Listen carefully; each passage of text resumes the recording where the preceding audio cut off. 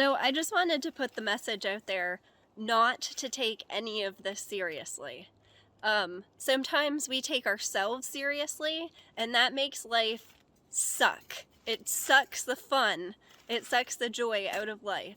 And the entire point is to melt together back with that joy, back with that non-resistance. And occasionally we really believe that there's no self, to the point where there's an exclusion of us, and then there's an inclusion of this sort of understanding of how things are and how things should be and how things should be talked about. And that's the freedom in it. And somebody on the forum this morning asked a question about life, and basically I said that through all of the books I've read by self-realized masters, that there's one thing I've learned, and that it's all about having this attitude. And I sent a link to the Big Bird riding in a wagon, we ride at dawn meme. And unfortunately, this person had not seen that meme, and also did not live in a place where he had Sesame Street. But the spirit of that meme, and just like the hilarity and ridiculousness of it, is exactly how we should treat ourselves and treat everything. And you might think that this is like flippant, or this is some sort of like trolling attitude or behavior, but there's literally no reason not to fully feel everything that you feel. There's no reason to avoid anything. There's no reason to avoid your dreams. And there's literally everything is just pointing towards the magic and creation of it.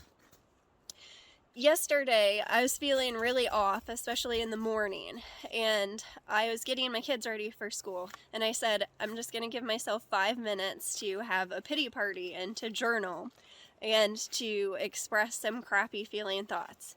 And I started out and just said this, like, I'm going to give myself 5 minutes, and then I set the stage for the pity party, and for whatever reason, this sort of like imagery came to me, and I described how it would be May and there would be dandelions blooming all over the place, and specifically what color balloons there would be, and teacups, and then I expressed thoughts I had about myself that did not feel good, and cried, and later on during the day, I found a balloon in that color in the laundry, in the dried laundry, and it had somehow survived, hadn't melted, in the specific shade of pink that I had envisioned. And so I blew it up, I put it on my computer shelf, taped it on my computer shelf, grabbed a couple antique teacups that I had recently been wondering what the heck to do with these, because I didn't want to display them, and displayed them with the balloon. And it seems like such a little thing, and that's what I mean about not taking it seriously. There is no little and big things that we want. Like Esther Hicks says, it's as easy to manifest a button as it is a castle. But to first show yourself that you manifest buttons, and to see how that is, and to have the faith that you don't need the castle, that the joy is the very same in manifesting a balloon in the dryer as it is, because even if you have a mansion with 70 rooms in it, you're only ever in one room at a time. And when we have thoughts that don't resonate, letting them be as they are, expressing them, allowing ourselves to be as we are, not using non-duality to exclude ourselves. Because sometimes we take ourselves so seriously, and then the idea of there not being a self is also taken seriously. There's no exclusion, there's no self to exclude. and therefore you are loved. Therefore you are the king, queen of the universe. And what we want most of all is not to lord it over in any sort of exclusion, but to love openly.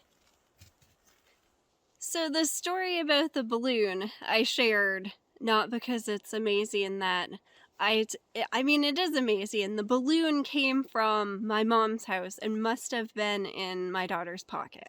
But I was thinking when I was writing, I don't have those color balloons. And yet there in the dryer is that specific color balloon.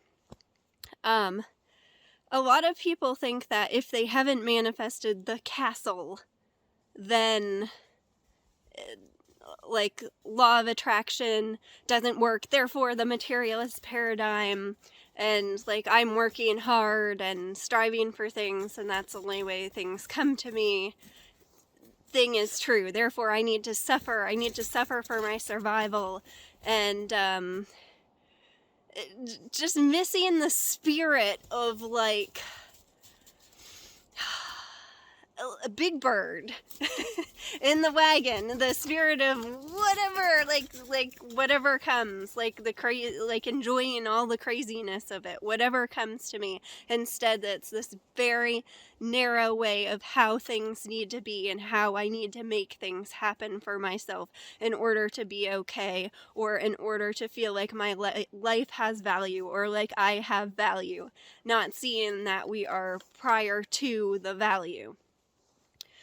So I have reflected recently in myself that I kind of got wrapped up in this idea somehow, and I'm not sure how, that non-duality and spirituality and meditation and everything was more advanced than any sort of psychology or self-help. That a lot of that stuff was coming from the materialist paradigm, and therefore it was less advanced. And it's abundantly clear to me that I am attracting whatever I attract. It doesn't matter what label it's put under or where it comes from. And that to use some sort of school of thought that is not meant to be a school of thought whatsoever, but to illuminate thought itself as an excuse to be above self-help or self-love, or it's essentially just like like Big Bird, like going back to kindergarten and everything your mother ever told you just being true. It's just that we didn't want to accept it for ourselves for some reason. Like my mother always told me, don't be so hard on yourself. And essentially that's what I've been confronted with, is all this silly stuff that I refuse to listen to, that I'm so hard on myself, that I expect so much of myself.